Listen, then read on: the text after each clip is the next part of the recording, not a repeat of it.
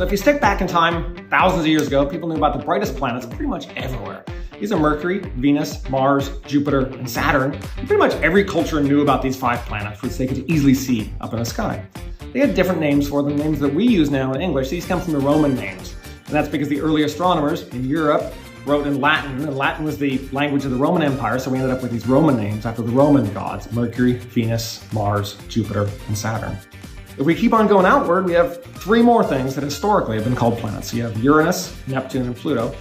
These are Greek or Roman names. These planets weren't seen by the Greeks or Romans, but because the discoverers wanted their planets to fit in with the existing theme of the mythology of the existing planets. And all these are totally different than the inner planets because these were discovered more recently. They're fainter and they move more slowly. You can't see them with your naked eye. You have to use a telescope, and that's how they were discovered.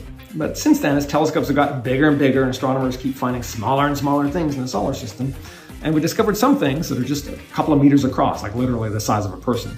And we've discovered thousands of Kuiper Belt objects, which are more or less like Pluto, a little smaller, a little further away, but the same basic idea. Some people still call it a planet, but oftentimes it's called a dwarf planet. That's what the International Astronomical Union says, because they're a group responsible for naming things. The issue with Pluto is you're trying to define a fuzzy line between a planet and not a planet, and it boils down to size. So there's so much more in the solar system to name. There's moons, asteroids, comets, rings, Kuiper Belt objects, craters. Because we're humans, we want to name these things. It gives us a connection to the huge universe around us.